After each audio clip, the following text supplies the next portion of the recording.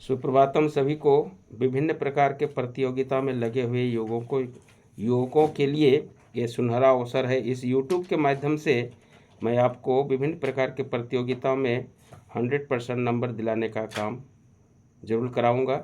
निश्चित रूप से इस वीडियो में यदि आप नए हैं तो सब्सक्राइब जरूर कर लें और कमेंट करना ना भूलें, साथ में शेयर जरूर करें ताकि लोगों तक ये वीडियो पहुंच सके और इसका लाभ लोग ले सकें। तो सबसे पहले आप लोग जवाब देने के लिए तैयार हो जाइए। ये जो भो बना हुआ है, देख रहे ना, ये भो का निर्माण क्यों हुआ है? भगवान तो सबसे पहले कलाकार हैं, उन्होंने इस भों की रचना क्यों किया है? जी हाँ, इसका सीधी उत्तर है पसीना को सीधे आँख तक ना आने देने के लिए रोकता है।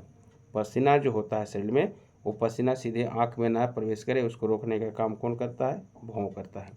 हमारा जो है खोपड़ी है, ये खोपड़ी कितने में हड्डियां हैं? ये खोपड़ी में कितनी हड्डियां हैं? जी हाँ, इसका उत्तर होगा 22। हमारे शरीर में कितनी हड्डी है खोपड़ी में? 22 है। मनुष्य के नेत्र में यानी जो हमारी आँख है 1 मिनट में कई बार झपकता है? याद रखना, 1 मिनट में 25 बार ये झपकता है। झपकना माने ऊपर आगे पीछे होते रहना। आप बता सकते हैं मनुष्य का जो रक्त है किसके कारण लाल दिखाई देता है? आप सबको पता होगा, मनुष्य का रक्त हीमोग्लोबिन के कारण रक्त लाल दिखाई देता है। किसके कारण? जी हाँ, हीमोग्लोबिन के कारण।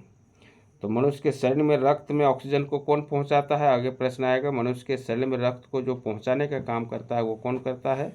हीमोग्लोबिन करता है। किसके द्वारा? ऑक्सीजन के द्वारा। तो मनुष्य के शरीर में रक्त का मुख्य कार्य क्या है? अब रक्त का क्या कार्य है इसको जानना है। रक्त का कार्य है कोशिकाओं को ऑक्सीजन पहुंचाना। कोशिकाओं को ऑक्सीजन पहुंचाना। मनुष्य के शरीर में सबसे बड़ा अंग कौन सा है? तो मनुष्य के शरीर में सबसे बड़ा अंग का नाम है जिगर, जिसको यकृत कहते हैं।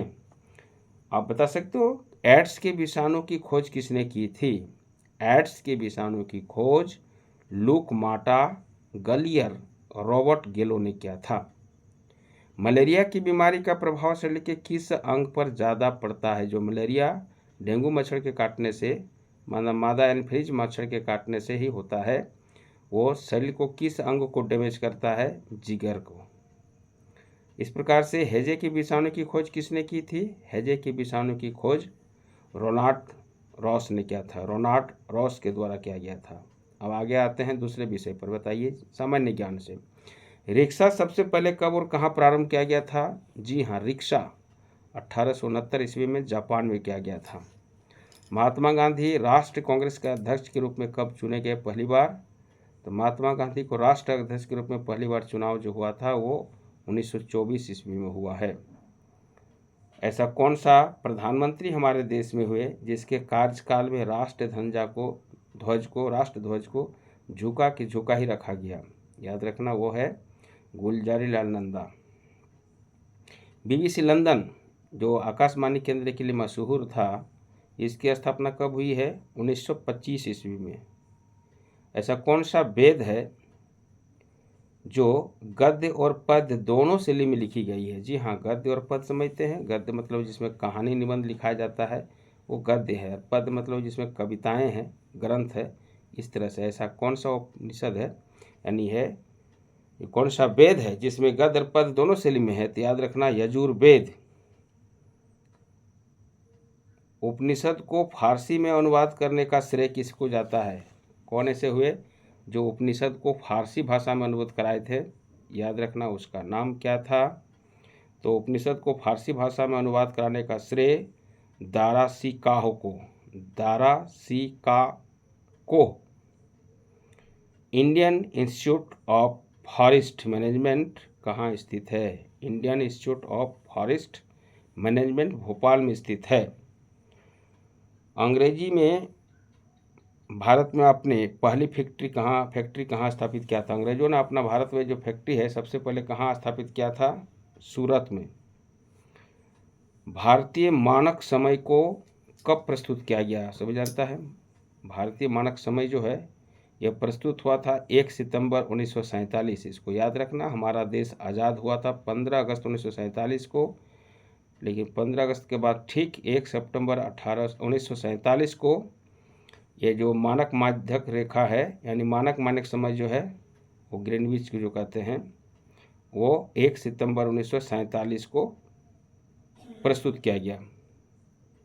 भोपाल दुर्घटना में किस गैस का रिसाव हुआ था? भोपाल में जो दुर्घटना हुआ था वो किस गैस के फैलने से हुआ था, रिसाव होने से हुआ था? याद रखना ये है मिथाइल आइसोसाइबोनेट का। भारत का राष्ट्रीय मिठाई क्या है? आप सबको पता होगा भारत का राष्ट्रीय मिठाई का नाम जलेबी है। अगला, भारत में सर्वप्रथम भूमिगत ट्रेन कब और कहाँ चली? भारत में सर्वप्रथम भूमिगत ट्रेन जो है कब और कहाँ चली थी? इसका उत्तर होगा 21 अक्टूबर 1984 ईस्वी को कलकत्ता में। 21 अक्टूबर 1984 ईस्वी को कलकत्ता में सबसे पहले भूमिगत ट्रेन चलाई गई थी। 73 मीटर ऊंचे कुतुब मीनार का व्यास आधार कितना है?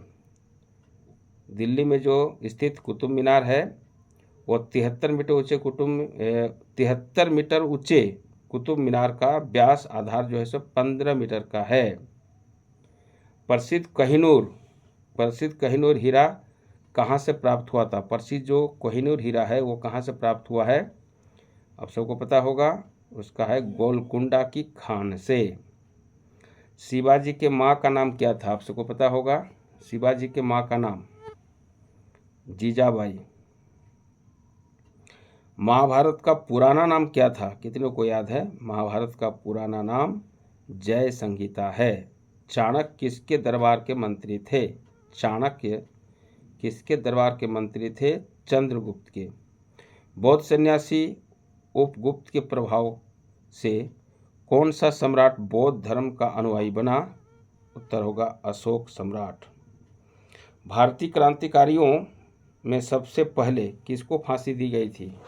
कौन से व्यक्ति को सबसे पहले फांसी दी गई भारतीय क्रांतिकारी में? याद रखना खुदीराम बोस 1908 ईस्वी में 16 वर्ष का युवक को।